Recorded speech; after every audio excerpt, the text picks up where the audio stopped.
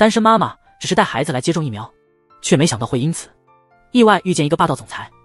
薄荷在医院等候时，突然感到肚子不适，情急之下，他不由自主地叫了出来。这个行为引起了财阀第3代海俊的注意。薄荷环顾四周，最后只能求助于孤身一人的海俊。还没得到他的回应，薄荷就把孩子放到了他怀里，然后急忙跑向洗手间。刚从国外学成归来的海俊哪懂得怎么照顾孩子，他本想寻求旁边一位母亲的帮助，巧合的是，这时候护士却错将他当成了孩子的父亲。无奈之下，他只好生疏地带着孩子去接种疫苗。看到那尖锐的针头，海俊突然感受到了父爱的涌动。看到医生靠近，他又开始紧张。他嘱咐医生不要让孩子疼，要求医生一定要轻柔的注射。医生再次靠近时，他又开始担心药品的安全。医生和护士都感到有些哭笑不得。幸好这时薄荷回来了，海俊这才松了一口气。护士还夸赞孩子的爸爸心地善良。海俊原本只是来看感冒，却意外地成了临时爸爸。虽然如此，但在离开时，他看着孩子又情不自禁地进入了角色，突然意识到自己又恢复了以往的傲娇态度。然而当他开车看到薄荷一个人抱着孩子，担心孩子会感冒，他还是停下了车。他催促薄荷快点上车。车开不久，他就闻到了一股奇怪的味道。薄荷支支吾吾地解释说是宝宝拉臭臭了，这种味道让海俊几乎崩溃。但薄荷又提醒他，如果不关窗，宝宝可能会感冒，这该怎么办呢？毕竟是自己让他们上车的，为了宝宝，他只能忍受这股味道在车内弥漫。终于把他们安全送到家，海俊心里祈祷以后不再见到他。然而事情总是出乎意料，他们的纠葛才刚刚开始。海俊作为海归回国，全心投入到继承祖父的酒店集团的事业中。久未锻炼的他，杠铃对他来说成了难题。恰巧被打工赚奶粉钱的薄荷看到，海俊举杠铃举得很吃力，薄荷轻松地帮他把杠铃放回了原位，还向他展示了正确的用力方法，这让海俊吓了一跳。薄荷是好心帮忙，但海俊却觉得这是对他的嘲笑。经理看到后就解雇了薄荷。薄荷随后找了份高尔夫球场的工作，没想到不小心扔出的东西正好打到了视察的海俊。薄荷本想悄悄离开，却被海俊当场抓住。海俊纳闷他为何总在酒店出现，薄荷解释说他是来赚奶粉钱的。薄荷本不相信，直到海俊说出自己是会长的孙子，这让他感到不可思议。海俊本以为这样就能摆脱他，没想到那天早上，薄荷被聘为他们家大儿媳的秘书，这让海俊感到非常不好。薄荷则用一种新方式打招呼。两人都没想到的是，那天工作结束后回家，海俊在帮薄荷解安全带时，意外地亲到了她的嘴唇。本只想帮助旁边睡着的女秘书解安全带，却意外地亲到了她。就在这时，薄荷睁开了眼。面对这个巨大的失误，海俊惊慌地跳开，急忙解释这只是个误会。与海俊的紧张相比，薄荷却显得很平静。他完全不介意刚刚发生的事，只是感谢海俊送他回家。但海俊对那个吻很介意，薄荷却不以为然地告诉他，偶尔的失误也是可以理解的。薄荷对此毫不介意，而海俊却像个受了委屈的孩子。回到豪宅的海俊准备漱口时，不由自主地回想起那个吻，思考薄荷那不在乎的态度，他情绪崩溃。而此时的薄荷只想专心带孩子。第二天早上，海俊一出门就看到薄荷在擦车。看到薄荷时，他表现得很不自然，然后急忙离开了那里，只留下困惑的薄荷。海俊到公司，没想到又碰到了他。这下的海俊赶紧关闭电梯。关键时刻，薄荷用脚阻止了电梯门关闭。看着薄荷不断靠近，海俊像个做错事的孩子，畏缩地躲在电梯角落。薄荷察觉到海俊的不自然，他明明在和他说话，却目光飘忽不定。他很快意识到可能是因为昨天的事。薄荷告诉他，他已经把昨晚的事忘掉了，让他不要多想，也不要觉得有什么对不起的。海俊却说他本来就没有那种意思，没有什么需要道歉的。两人都否认对彼此有特别的感觉。薄荷还说海俊不是他喜欢的类型，这让海俊感到心痛。好在别人的到来打破了电梯里的尴尬气氛。回到办公室的海俊越想越生气。这时薄荷因私事与上司发生争执，海俊闻讯赶来，看到了这一幕。他本不想介入，但想到姐姐的性格，海俊不得不出面制止了冲突。他帮薄荷摆脱了困境。海俊抓住机会吐槽他上班时和上司打起来了。这时薄荷突然流鼻血，大大咧咧的薄荷把鼻血擦成了小花猫的样子。海俊只好用自己的手帕细心地为他擦拭。突然间，两人的气氛变得有些暧昧。海俊立刻逃离了现场，而大夫人的女儿利用上司的职位，开始故意刁难薄荷，让他跑腿。忙碌一天的薄荷下班回家时发现脚都磨破了。海俊看到他光脚走路的样子，他本不想理会薄荷，但还是忍不住停下了车。看他走路摇摇晃晃的，还以为他喝醉了。海俊看着他破损的脚踝，担心他光脚走路会受伤，体贴的给他拿来了自己的运动鞋。薄荷经过一番犹豫，还是接受了这份好意。海俊正准备帮他系鞋带时，薄荷突然闪躲开，海俊因此摔倒，场面十分尴尬。尽管如此，海俊还是仔细的为他系好了鞋带。虽然鞋子略大，但经过双方的调整，鞋子逐渐适合了他的脚。海俊开玩笑提到他的香港脚，差点被熏晕。薄荷竟然信以为真，便踮起脚尖闻了闻，看着薄荷那不拘小节的样子，海俊心里不由得泛起涟漪。这天，大小姐看到员工在忙着制作邀请函，竟命令已经下班的薄荷加班独自完成任务。薄荷只好带着孩子急忙返回公司。海俊听到了动静，看到小萝卜来了，他不由自主地进入了父亲模式。很快他意识到不妥，又恢复了傲娇态度，但孩子却让他们的关系更近了一步。为了让薄荷早点回家，海俊竟然帮忙做起了杂活。海俊的妈妈看到儿子和薄荷关系密切，决定给薄荷一个教训。他让薄荷去送一幅贵重的画，临走前故意激活了安保系统。薄荷一出门就触发了警报，小宝宝被吓得大哭。夫人还火上浇油，告诉安保人员最近在办画展，很可能是馆内进小偷了。安保人员很快来到薄荷面前，质疑他手中的物品。薄荷作为单亲妈妈，带着宝宝来公司工作，却被陷害成了小偷。与此同时，财阀少爷发现了薄荷在公司遗落的婴儿包和手机。经过一番犹豫，他还是决定将这些东西送给薄荷。路上他看到警车朝画廊方向去，警察正准备以盗窃罪逮捕薄荷时，海俊赶到现场。他公布了自己是部长的身份。海俊并没有立即质问薄荷，而是力保他，最终帮助薄荷洗清了嫌疑。尽管众人仍对他持怀疑态度，但薄荷还是向海俊解释了一番，他并没有偷那幅画，而是因为馆长的吩咐去送画。他想找出写有地址的纸条，但发现怎么也找不到了。接下来海俊的话直接触动了薄荷的内心，这种无条件的信任让薄荷感动到流泪。独自抚养宝宝的艰辛，加上此刻的委屈，让他情绪全面爆发。海俊看着薄荷不停地哭，为了让他彻底发泄，主动提出照看小萝卜，让薄荷尽情哭泣。此刻他们仿佛真的像一家人。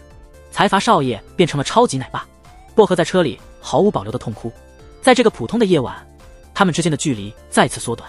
海俊为了让薄荷尽快恢复，还故意开玩笑逗他。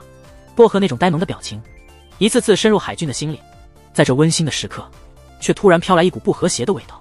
薄荷正想出去换尿布，海俊担心小萝卜会着凉，只好让薄荷在车内换尿布。第二天在公司，薄荷非常感谢海俊所做的一切，他决心将来一定会报答这份恩情。海俊对此不以为然。当他在酒店大堂经过时，偶然遇到了前女友和他的未婚夫，两人正要在他的酒店举办婚礼。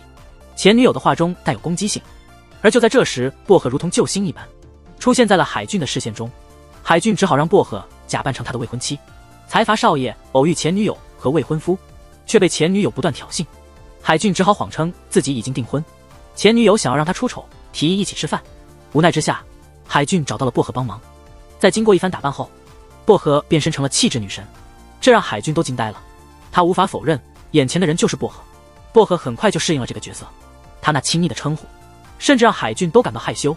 为了不暴露是假扮的，海俊叮嘱薄荷不要说方言，强调如果回答不上问题，就把问题推给他。海俊不知从哪搞来了一枚戒指，戒指的尺寸恰好合适。很快两人手挽手一起出场。前女友没想到他真的带了未婚妻来，未婚夫还夸赞薄荷很漂亮。前女友原本想借此机会看海俊出丑，他立刻询问两人是如何认识的。薄荷故作娇羞，问题推给了海俊。海俊说是一见钟情薄荷，然后就开始猛烈追求。前女友则表示他在分手后10天就遇到了现未婚夫，这让海俊和薄荷都感到意外。为了扳回局面，薄荷展示了自己的婚戒。前女友再次失分，菜品上桌后，他开始炫耀自己的恩爱。海俊也不甘示弱，前女友无奈只好使出杀手锏。他断言他们不可能结婚，声称像他们这样的财阀家族，配偶的选择必须考虑家世背景。他的言语中对薄荷充满了轻视。看着对方不尊重薄荷，海俊终于真正生气了。前女友还是不肯放过他，让薄荷好好谈场恋爱后就放过海俊。但薄荷接下来的行为让所有人都大吃一惊。海俊也是一脸错愕，他以为薄荷是噎到了。海俊没想到自己好端端的小伙子如今又一次喜当爹了。海俊情绪有些波动，他质问薄荷在那里干呕是怎么回事。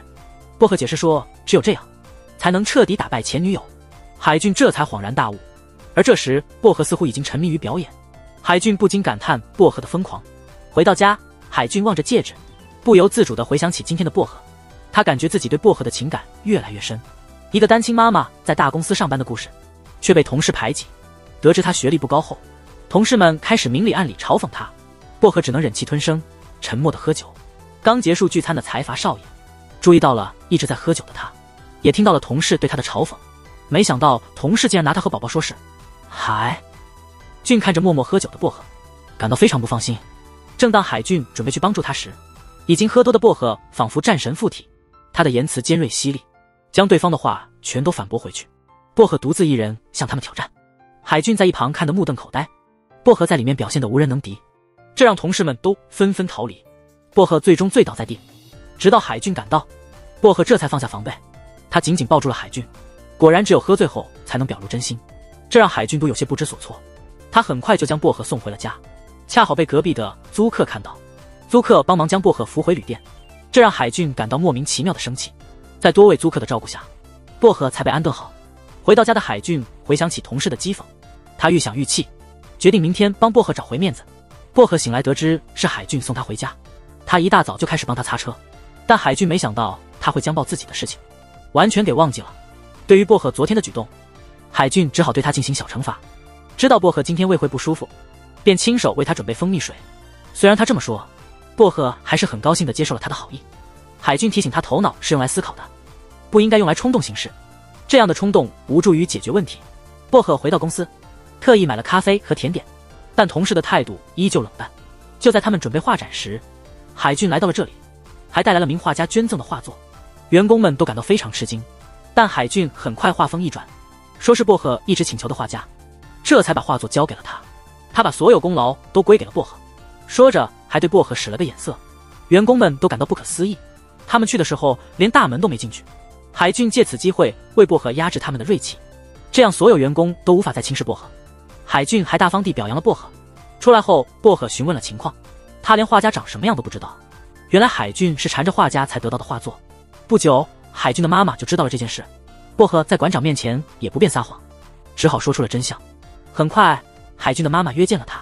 母亲认为作为集团的部长，不应该亲自处理小职员的事。海俊用职场规则作为借口，说这样会损害公司形象。他进来时看到薄荷在擦玻璃，他还说这是清洁工的工作，让职员去做是一种欺负。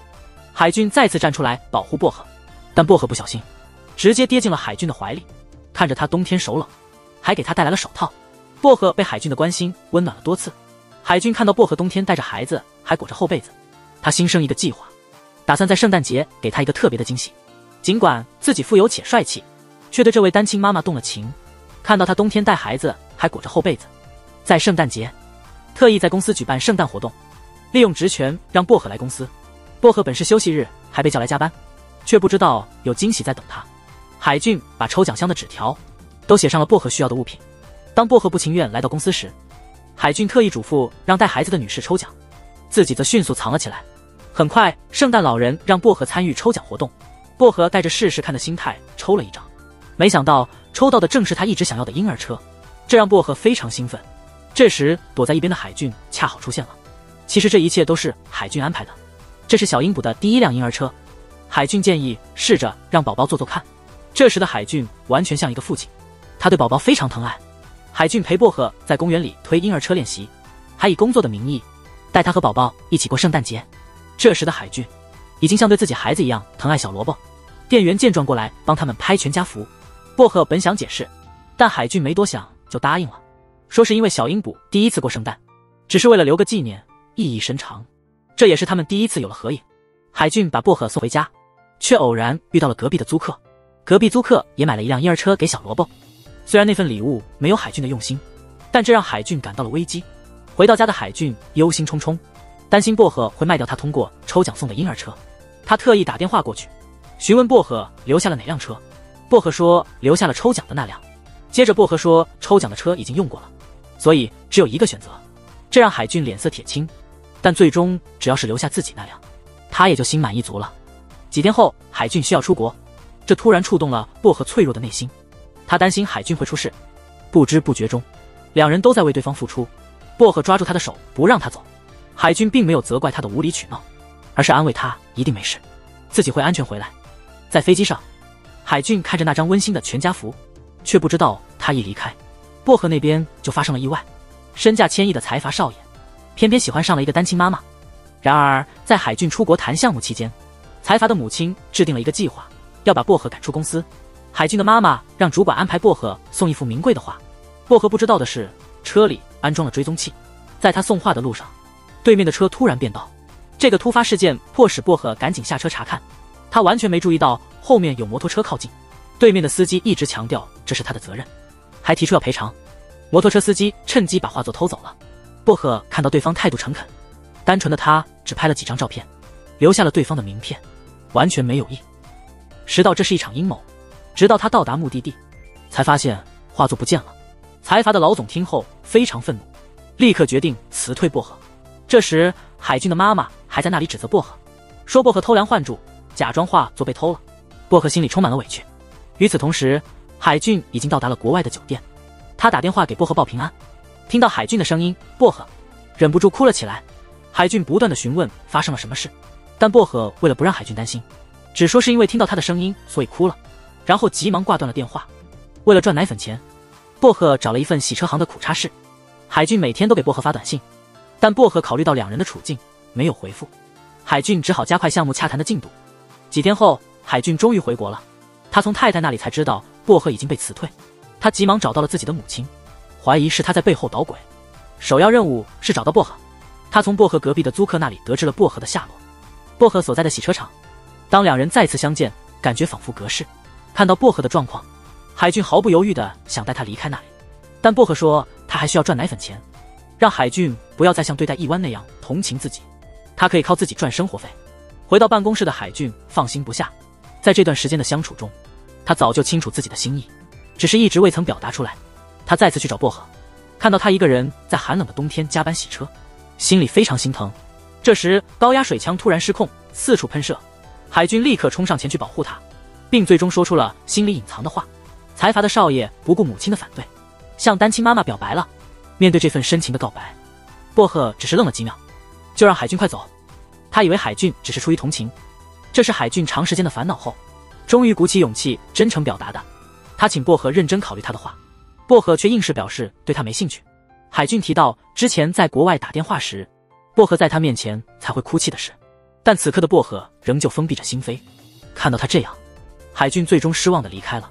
但伟大的人物绝不轻言放弃。海俊看着为宝宝从国外带回的礼物，决定开始主动追求。薄荷看着小萝卜，思考海俊之前的话。他通过朋友的名义向隔壁租客询问，租客直接告诉他，因为真的喜欢那个人。薄荷听到这个回答，感到难以置信。此时的薄荷仍不敢承认自己的感情。海俊半夜越想越生气，便给薄荷打电话，质问他为什么对他的告白要腰冷淡，要么怒骂。海俊越说越激动，而薄荷却连连打哈欠。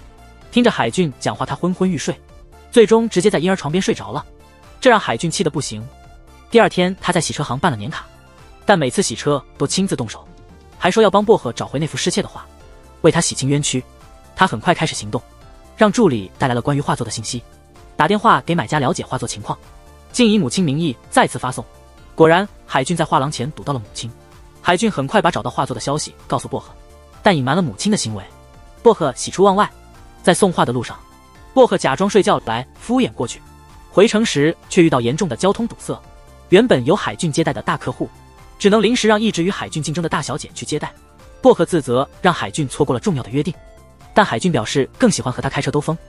薄荷有些不好意思，只得赶紧离开这里。两人的关系一直没有突破，直到这一天，薄荷的宝宝被照看的租客弄丢了。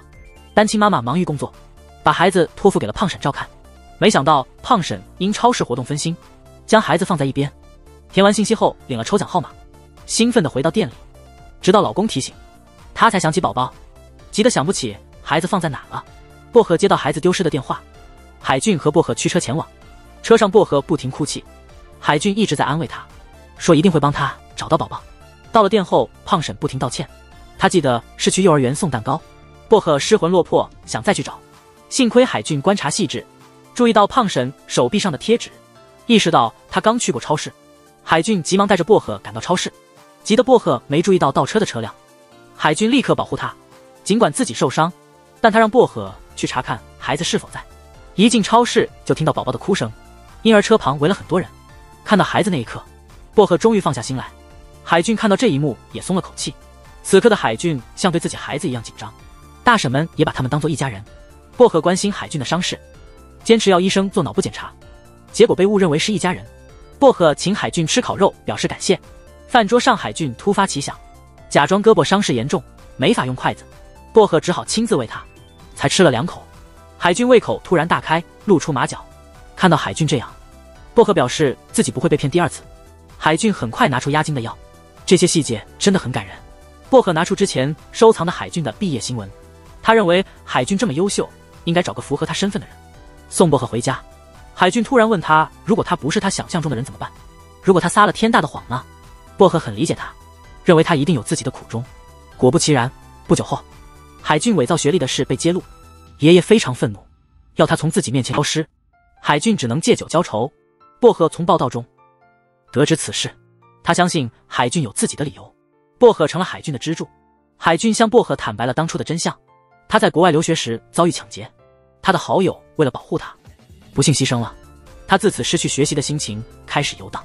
薄荷理解他的心情，一直在鼓励他。海俊鼓起勇气向爷爷解释一切，爷爷最终决定给他再次继承会长的机会，条件是他要重新出国，从哈佛 MBA 毕业。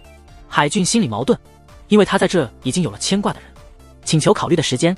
财阀夫人为了儿子的前途，向洗车妹下跪。薄荷为了海俊的未来，决定狠心放手。海俊找到薄荷，他说为了薄荷他可以不出国。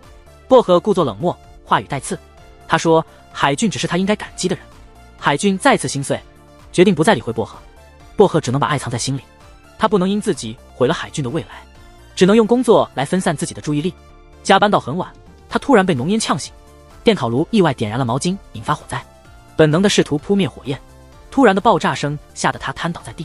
与此同时，海俊正驱车前往机场，脑海里不断回放与薄荷的点滴记忆，回想他们共同经历的每一刻，心里依依不舍。他决定在离开前去见薄荷最后一次，这也是他的决定，可能意味着真正的远距离。他在起火的仓库里找到了薄荷，薄荷被吓得失去理智。海俊像黑暗中的光芒出现在他面前，薄荷终于找到了依靠。薄荷很快被送往医院。海俊回想起来都觉得后怕，如果他没有回来会怎样？不久后，薄荷醒来，看到海俊的行李箱，他意识到海俊为了他没有出国。面对心爱的人，薄荷无法再对海俊狠心，他终于向海俊敞开心扉。海俊几乎不敢相信，他等这句话等了很久，但他知道接下来会面临爷爷的怒火。本应在国外的海俊突然出现，爷爷知道他为了一个女人违背了自己，立刻狠心把他赶出家门。他的母亲失望地给了他一巴掌。薄荷询问海俊未来的打算，海俊决定不再努力，成为一个吃软饭的人。薄荷严肃地问他每月需要多少零花钱。海俊说目前情况不好，但开口要了1000万。薄荷被吓了一跳，看着薄荷认真的样子，海俊觉得有些开心。其实他已经打算创业，曾是财阀少爷的他，暂时住在薄荷的小旅店。虽然他现在一无所有，但只要有爱的人在身边，他就已经足够满足。看着这么冷的天气，为了宝宝和他，出门要注意保暖。他打算先为薄荷买一辆车，而薄荷帮他整理领带。但海俊趁机亲了薄荷一口，这让薄荷羞得无地自容。他们本以为能一直保持这种甜蜜，但有一天在为宝宝挑选用品时，海俊在薄荷亡夫的遗物中找到了一个 U 盘。出于好奇，他打开了 U 盘，里面竟是关于母亲挪用公司资金的财务文件。他突然意识到薄荷前夫的死可能与母亲有关。就在他们互诉衷肠后不久，海俊意外发现薄荷前夫的死与母亲有牵连。他想把这一切真相告诉薄荷，但又担心这会影响他们的关系。内心挣扎的他决定暂时独自去实习。第二天一早，海俊去找母亲，希望他能自首，以求薄荷的原谅。但母亲坚称那些秘密资金是为了让海俊将来能成为代表理事，当初还给了薄荷前夫一大笔钱，让他去国外避风头。但他未料到对方会在意外中丧生，坚称一切并非自己的过错，无法说服母亲。海俊愤然离开，内心纠结的他决定搬出薄荷的旅店。他一次性为小萝卜购买了1至4岁的生活用品，在薄荷下班的公交站点等他，然后带他去买了春季服装。淡黄色的长裙让薄荷看起来更加甜美可爱。与此同时，海俊的妈妈找到财阀老总寻求帮助，但会长也不愿惹麻烦，让他自己解决问题。面对来自丈夫和儿子的压力，他感到非常疲惫。海俊安排好一切后，带着小萝卜去洗车行看望薄荷。他们温馨的画面恰好被海俊妈妈看到，这一幕深深触动了他。薄荷突然接到海俊妈妈的电话，海俊妈妈在电话中得知儿子还没将 U 盘的证据给薄荷，他请求薄荷将来好好照顾海俊，然后匆匆挂断电话。薄荷感觉电话中有异样，询问海俊是否发生了什么事，但海俊只是敷衍了事。半夜里，薄荷忍不住心中的担忧，于是打电话给财阀老总的小女友，请他去查看情况。竟然发现海俊的妈妈已经服药并留下遗书，幸好及时发现并送到了医院，这样才把海俊的妈妈救了回来。他在鬼门关前走了一圈后醒来，得知是薄荷救了他，他终于良心发现。他约见了薄荷，向他坦白了一切。原来他的前夫是替他背了黑锅，包括他意外身亡的事情。然后他主动去警局自首。海俊为了减轻母亲的罪行，找到了帮忙的孙理事，希望他自首以减轻刑罚。孙理事认为，如果不是薄荷吵闹，事情就不会变成这样。他拒绝了海俊后愤然离开。海俊担心孙理事会对薄荷怎么样，他急忙去找薄荷。这时失去理智的孙理事开车直接向薄荷冲去。爱情总是能让人不顾一切。财阀少爷看到心爱的人遇险，毫不犹豫地挡在了薄荷前。海俊随即被送往医院，薄荷在一旁紧张地坐着。经过几小时紧急抢救，幸好手术相当成功。海俊目前已脱离生命危险，但仍旧处于昏迷状态。薄荷听到这个消息后终于松了口气，他不停地向会长道歉，因为是为了救他，海俊才受伤。会长看着薄荷的样子，并没有太多责怪他。薄荷希望能留在海俊身边照顾他。会长看到孙子为了这个女人不惜一切，便同意了他的请求。从此以后，薄荷一直在海俊的病床前守护他，无微不至地照料着他。海俊的妈妈在狱中得知儿子被撞的事，她感到非常自责，因为自首并全盘承认罪行，她很快得到了保释。她第一时间去医院看望海俊，如果不是因为自己的坚持，海俊也不会受到这样的伤害。她真诚地向儿子道歉。看着一直在海俊身边守护的薄荷，海俊的妈妈也接受了这位未来的儿媳。薄荷也向海俊的妈妈承诺，如果海俊长时间醒不过来，自己会永远陪在他身边。幸运的是，天不负有心人。那天，薄荷接到医院的电话，海俊终于恢复了意识。薄荷立刻赶往医院，但海俊看着他却没有任何表情。薄荷害怕发生电视剧中的失忆剧情。海俊沉默不语，看着他的样子，薄荷有点慌张，不知道该怎么办。两人经历了许多困难才能在一起。正当薄荷准备去叫医生时，海俊突然抓住了他的手。这时他才明白海俊是在逗他。之后薄荷又回到了酒店工作。海俊告诉薄荷，他想学习酒店管理，他打算去大学学习酒店管理专业。对于辍学的薄荷来说，这是个难题。海俊鼓励他好好准备考试，他会在旁边帮助他。薄荷充满了自信，但他一到课堂就开始打瞌睡，他的手和头开始不听使唤。尽管他一直努力坚持，但当海俊来看他时，他发现他已经趴在桌子上睡得很香。海俊的妈妈承诺，薄荷一拿到大学录取通知书就订婚，有空时他会帮忙照顾小萝卜。不久之后，薄荷准备搬出旅店，搬到海俊家。他和孩子终于有了依靠。